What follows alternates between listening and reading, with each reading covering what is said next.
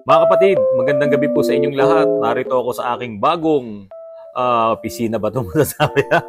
Mga kapatid, inayos ni RJ nung junior ko itong aking lugar para naman maging presentable daw po.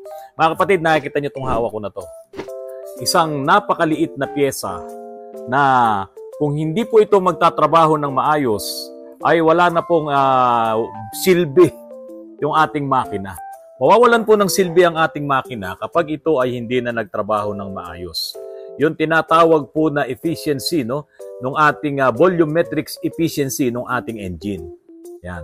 Sabi nga po nung karamihan ng mga engineers na kakilala natin, kung hindi mo alam ang volumetrics efficiency ng iyong engine, ay wala ka pong alam sa makina. Ang sakit naman magsalita ng mga engineers na yan. Pero mga kapatid, ito po, ipapakita ko po sa inyo itong pyesa na to. Yan. Ang tawag po dito ay map sensor. Itong pyesa na to ay sumusukat ng pressure na galing sa labas, doon sa atmospheric pressure, papunta doon sa ating manifold, papunta doon sa ating mga piston. Ngayon, map sensor, MAP, Manifold Absolute Pressure Sensor. Mga kapatid, kung medyo familiar kayo doon sa mga nagre-remap, o yan, remap. So ito po yung map. Okay? So yung mga nagre-remap na yan, pag po ito ay sira, ay wala rin pong mangyayari sa kanilang pagre-remap. Kaya meron ako dito, ayan, yung mga gamit po namin sa aming mga pagre-remap. Okay? Kung ang inyo pong sasakyan ay nagkakaproblema, halimbawa mausok, palyado, bigla na lang mamamatay, malakas sa fuel, at marami pang iba na babanggitin ko po sa inyo, baka isa po ito sa nagiging major problem. No? Isa to sa nagkokos ng malaking problema. Ngayon mga kapatid, yung mga sasakyan tulad ng mga crosswind, ng mga itong mga adventure, wala po siya nito. So ano po ang meron nitong map sensor? Ito pong mga naka-ECU na. Okay mga kapatid, ang trabaho po ng map sensor ito ay sukatin niya yung absolute pressure na papasok doon sa ating manifold para po makapagbigay siya ng tamang information doon sa computer, at ito naman pong computer ay utusan niya yung mga injectors para magbuga ng tamang fuel. Kino-compute doon nitong map sensor ay yung ating 14.7:1 na ratio. Kung halimbawa ito pong si map sensor, no, ay hindi siya makakasagap ng tamang vacuum at nagluluko na yung kanyang sinasagap, ay magkakaroon din ng problema yung buga ng gasolina or ng fuel or ng diesel ng ating mga makina. So karamihan, makikita nyo lang to sa inyong makina, karamihan ito ay nandoon lang sa ibabaw ng throttle. Yung iba naman tulad dito sa Montero, nasa malayo ito ng konti. Kasi bakit nila inilalayo? Sensitive po kasi ito eh. Kung ito ay medyo nagagalaw-galaw din, magkakaroon din po ito ng problema doon sa kanyang operation. Kasi ito ay meron po itong thin layer ng silicone na kapag po ito ay sumasagap ng malakas ng vacuum, yung po kasing ating manifold, paghigop po ng hangin yan, syempre yung mga naturally aspirated na engine, no, hihigop yung manifold natin ng hangin at yung pressure na yon po ang sinusukat niya. At kung gaano po karami yung vacuum, mga kapatid, yun ngayon ang iuutos niya doon sa ECU para magbigay naman ito ng tamang buga ng gasolina. Ang ratio nga po is 14.7 PSI to 1 para po maging maayos yung kanyang buga at efficient po. Hindi po malakas sa gasolina at hindi naman din po lean yung kanyang timpla. Yung ating hangin dito, yan, 14.7 po yan, doon sa above sea level. Pero kapag po kayo ay nandoon na sa matataas na lugar or doon pa sa Mount Everest, nagbabago na rin po yan. Kaya nga po dyan, kailangan talaga ang mga sasakyan mo doon sa mga matataas na lugar na yan ay mga naka-turbocharged na. Kasi kung ang babasihan nyo lang yung naturally aspirated na mahihigop niyang hangin, so nandoon lang po siya, yung pinakamataas niya, ayun yung absolute pressure na 0 or yung 14.7 na PSI. So yung mga naturally aspirated na engine, ang mahihigop lang niya ay from 0 pababa. Okay, so kung 14.7 yon, pababa na lang yung PSI noon, nasa 11, nasa 9, nasa 8, nasa 7, nasa ganun na lang po yung PSI. Mga kapatid, ang unang sintomas na pwedeng mangyari kung halimbawa nagkakaproblema itong inyong map sensor, ay iilaw ang inyong check engine light.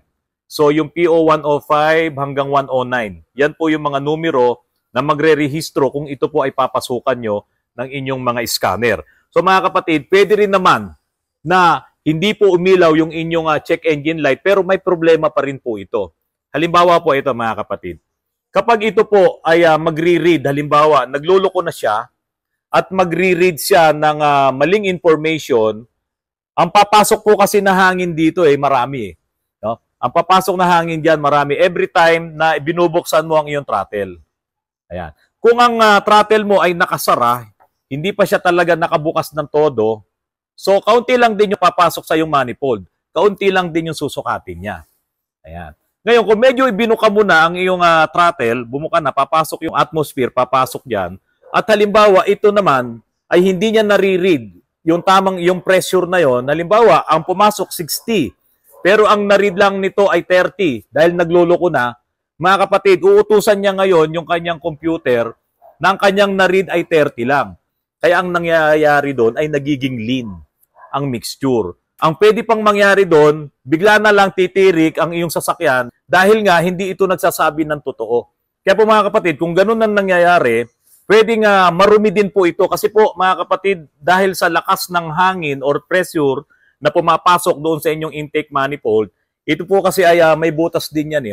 Pwedeng pasukin din ng dumian at yung electronic na nasa loob nito ay hindi na niya masesense yung pressure na papasok sa kanya dahil doon po talaga malakas ang pressure doon. So, pwedeng vacuum or pwedeng yun din po ay pressure. So, ito po, kung malakas na yung pressure, kung barado ito, hindi niya ngayon masesense yung absolute pressure or yung vacuum na pumapasok doon sa iyong manifold. Kaya po, hindi rin po siya magsasabi ng tama. Kasi po mga kapatid, itong map sensor na to, kapag pumasok ang pressure dyan or hangin dyan, itutulak niya ngayon, parang may thin layer yan na silicone, ayan, nakaganyan yan, flexible yon. Kapag ka ito ay itinulak, yung resistance bumababa. Pag bumaba ang resistance, tataas ngayon yung voltage. Kasi po ito ay may connection dito, may tatlong wires na pumapasok dyan. So, pagtaas ngayon ng voltage, yung voltage ngayon na yon or yung current na lalabas din doon, ang papasok doon sa computer dahil iyon yung information na kailangan niya para naman masukat din niya kung gaano karami yung ibubuga na gasolina or diesel ng iyong sasakyan.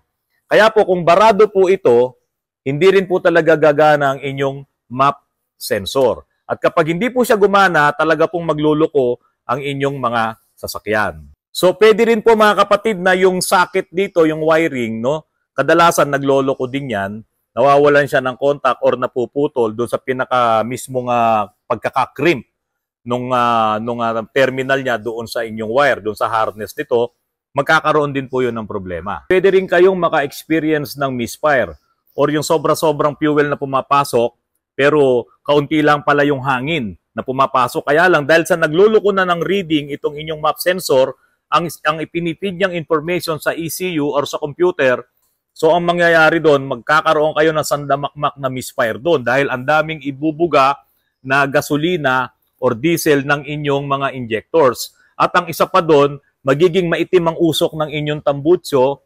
Tapos, ang mangyayari pa doon, palagi kayo nasa gasolinahan kasi malakas kayong umubos ng inyong fuel. Mapagasolina man yan or iyan ay mapadiesel. Dahil sa maling information na ibinibigay ng inyong map sensor. Pagdating naman doon sa low power, ito mga kapatid, maraming nagkakaroon ng problema dito. Low power, tapos sasabihin sa inyo, marumi yung turbo, or palitan mo ng filter, yung fuel filter, magpapalit ng mga ganyan. O kaya yung EGR mo, may diferensya, lilinisin yung EGR, pero pagkatapos na nalinis na lahat, ganun pa rin, low power pa rin. Kasi nga po, yung inyo palang map sensor ay depektibo na. Ngayon, kung ito ay depektibo, halimbawa, nakakatakbo ka ng tama, yung marahan lang, nakakatakbo ka ng 20, 30, 40, hanggang 60 kilometers per hour, nakakatakbo ka niyan. Pero pag idiniin mo na yung accelerator mo, ay kinakapos na siya, naglo-low power na siya. Kasi nga po mga kapatid, hindi na pala ito nakaka-read ng tamang information para utusan niya yung iyong ECU, yung iyong injectors na magbigay ng maraming fuel. Mga kapatid, engine. ayaw mag-start, no start, nagka-crank lang. Pwedeng talagang ito ay totally defective na.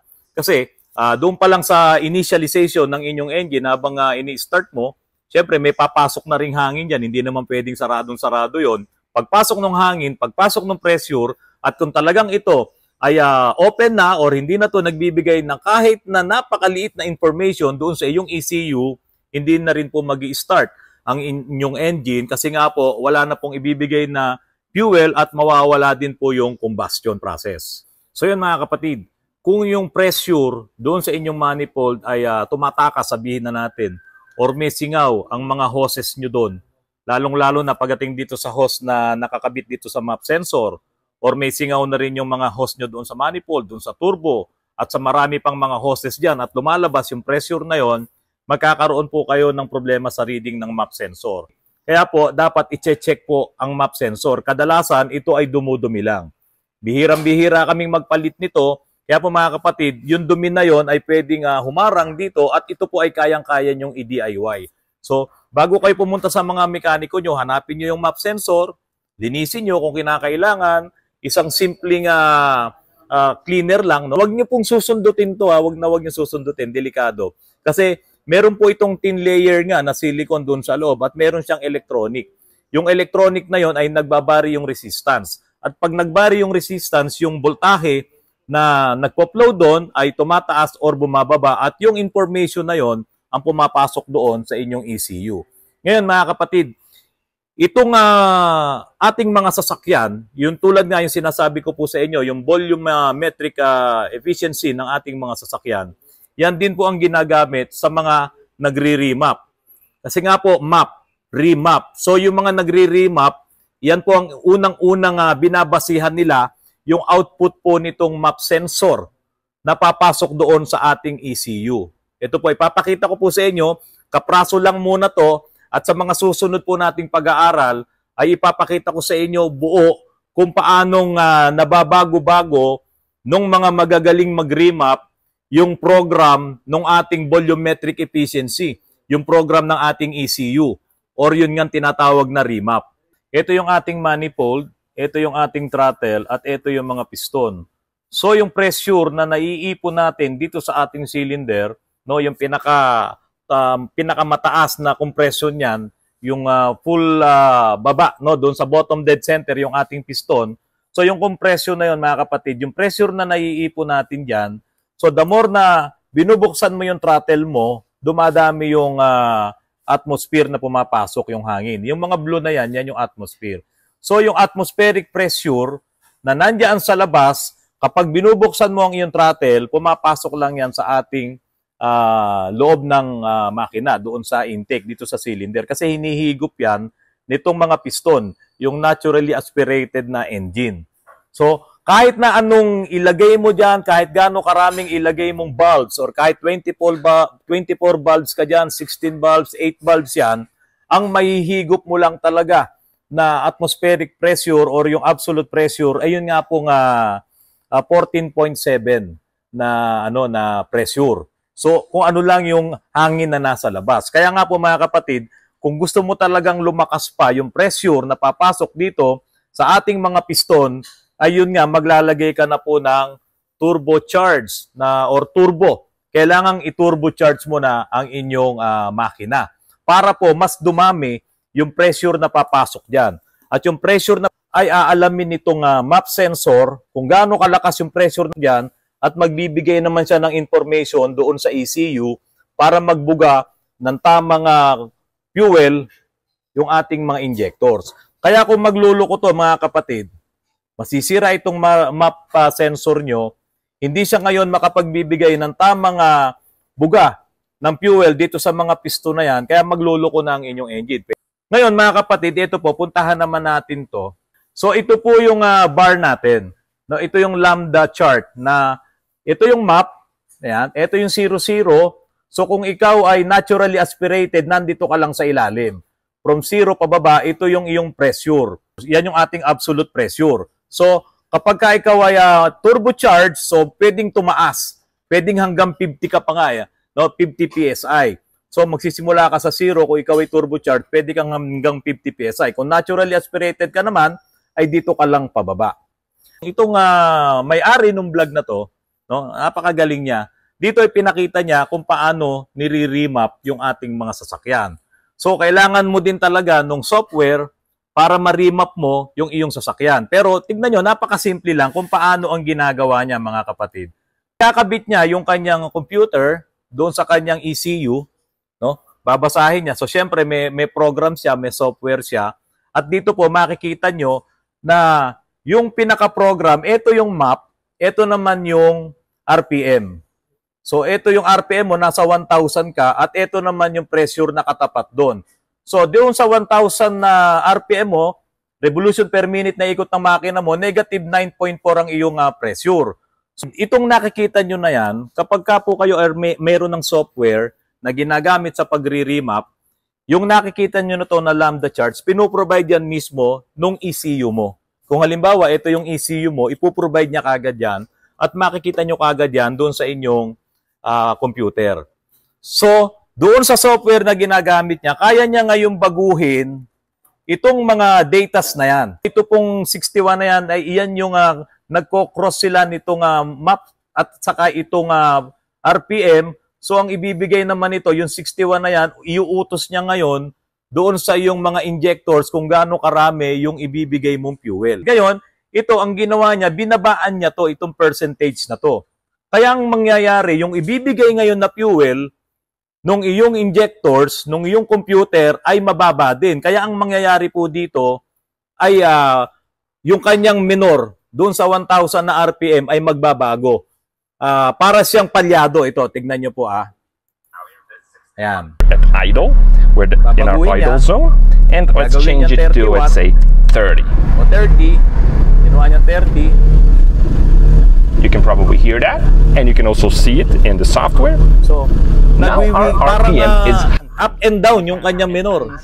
Kasi binabaan niya yung percentage. So ngayon, ang ibubuga ngayon ng injectors ay kaunti lang. And as you can see, immediately our idle is restored. Ayun, nagbago na yung idle. Pumantay na yung idle niya. Ayan. So makikita nyo rin, so sabi niya to, we told the ECU that 30% of the displacement is filled while the reality, more of it is filled with air. O yun. Okay, sabi nito, tinuruan daw niya yung ECU na 30% of the displacement is filled. Puno na ng 30%. Pero ang totoo, in reality, more of it is filled with air. Punong-puno na ng air yung displacement. Kaya lang, dahil sa puno na ng air, dapat magbibigay na ng maraming fuel yung injectors mo. Kaso, inutusan niya na sinabi niya na 30 lang, 30% lang. So, ang nangyari, yung ECU, inutusan niya ngayon yung injectors, 30% lang laman nun, kaunti lang ang ibigay mong fuel.